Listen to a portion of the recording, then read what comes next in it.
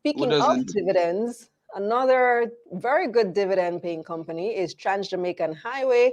And this was a hot topic inside the Money Mission community this week. David, by the way, I need to invite you into that community. You're getting a special invite. You too, Jamar, no worry. You guys are getting a special invite into the community. All of our regulars on the show gonna get a special invite. Anyway, so this was a hot topic. People were asking about it because the stock price surpassed $2, I think, for the first time ever this week. Correct. I know David always has the stats, so you can correct me. You say you're correct. All right, good. Finally surpassed $2, and that's right on the heels of their first quarter financial results coming out. What are the highlights? What can you tell us? So revenue from Trans-Jamaican Highway was up 21%, which just reflecting the fact, apart from having just increased costs for toll, more persons driving on the road without any restrictions. So there's no curfew, none of that, no this, that. People just drive and go about their lives. Persons have the ability to go to school and so forth. So it's a 21% increase in revenue, $17.99 million US.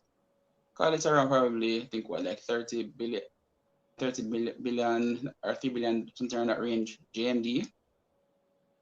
But otherwise speaking, when you come on to the net profit now, that's where everybody was like, whoa. So in the case of Trans-Jamaican Highway, their net profit increased from $674,000 US dollars to $4.98 million US on a Oh, wow, comparative indeed. basis. So that means a nice So dividend is coming. 639%. So let me explain what happened there. So for those who don't know, Trans-Jamaica has the right, to operate the highway. But just like in this world, now and all the time you actually take up something, you actually do it on your own recourse. So GIO was actual business that was actually operating, like the toll booths and those other operations that you actually be seeing. So any persons, for example, coming straight anti persons, if they had a flat tire or something like that, that was really GIO, and they were being paid some significant fees. In December, Jamaica Highway got 51% of GIO. They were call option remaining on the other 49%, and they, amended the fee structure and everything else. And the result of all of those changes is that it's going to result in 12 million US dollars worth of savings to Trans-Jamaican Highway. So Nice. if you're seeing basically dollars US in this Q1, remember, Easter just happened. We're going into summer. We're not facing this nasty gas price situation that we saw last year.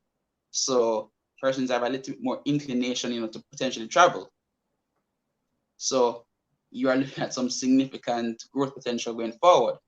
And the And the reality new is, leg is making great progress. I drive that highway at least twice a week, sometimes 4, 5, 6 times a week, when it comes back to and fro, going and coming.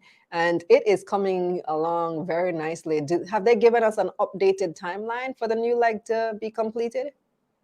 so it's supposed to be completed by summer, probably September, October. So the thing is, while high might be completed by that, actually the leg of that high might be completed by, that period, when THH actually starts to operate it, is a different story. So they have the right of first refusal, meaning that they can actually say, hey, we want, this leg to operate. And they're going to negotiate with NROC, because was the one who developed that leg. We're not specifically sure in terms of how that process goes in terms of securing those rights. But yeah, so if you look at Trans-Jamaican Highway's actual balance sheet, you don't necessarily see an asset, tied to, the highway itself, physical highway. What you see is an intangible, which represents their right to operate the highway for an extended period of time. So you see 208.67 US as an intangible asset relating to their right to operate the highway. But as each year progresses, that asset decreases in value.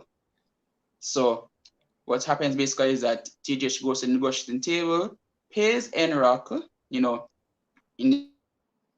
I believe it's NROC in this case, a fee or an amount, right to operate, this leg of the highway. that point, TJ should have another 50 kilometers of basically roadway to operate for its operations. So that's really what happens. So if you go and look at the balance sheet right now, you're not going to see PPE in the sense of, oh, it's a highway on their balance sheet. No, it's the right to operate the highway. And the thing is that the new leg of the highway is just one part of TJ's overall, plans to go further. So, for example, when you come off on the Spanish Town Highway, for example, or Spanish Town bypass, and you're going to Old Harbor Road, there's a lot of traffic.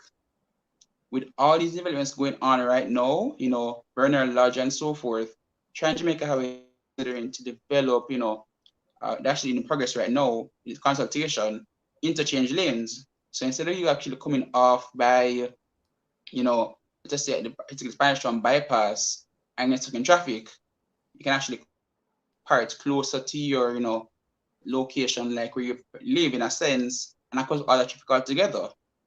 So that would basically bring new customers who would say, I don't want to use the highway, it's not within range for me to actually be interested to drive it. So that's something taken into context. So, okay. So, but what's the likelihood of TransJamaica operating that leg that you said NROC will have charge of?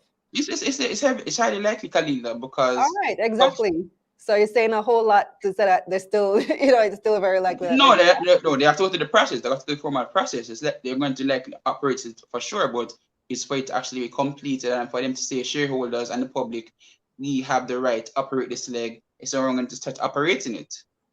So that's kind of what kind of helps. And the thing is that GIO is TJ is no longer paying GIO any fees to operate the highway. But because GIO is now a subsidiary of TJH, it is eliminated on consolidation.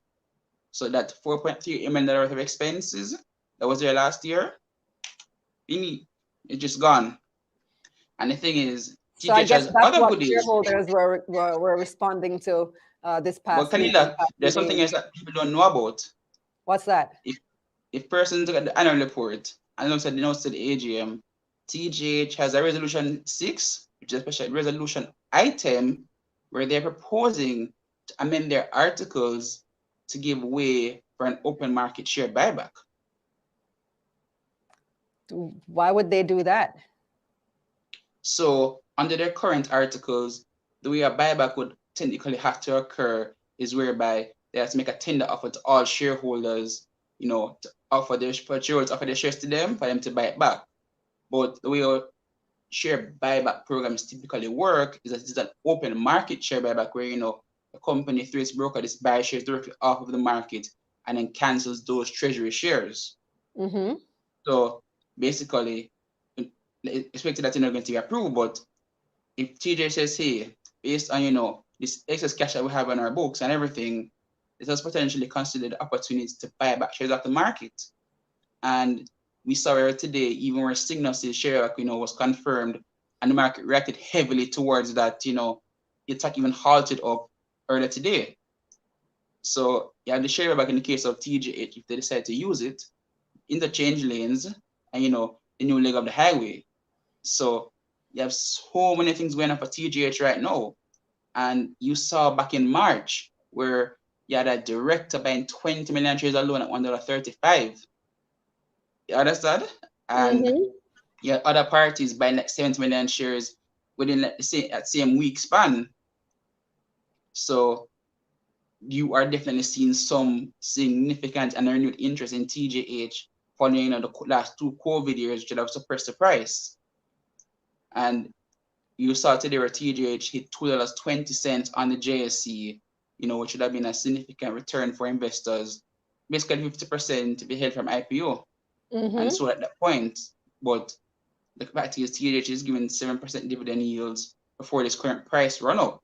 So all its potential excess cash and a potentially higher dividend in the future and maintaining this current yield, it's going to be very good for shareholders, who have been buying consistently at those lower prices and investors buying potentially in these current prices, because if the company is maintaining this kind of 5 to 7% yield and they have newly coming on stream and interchange lanes, then this is a strong dividend stock.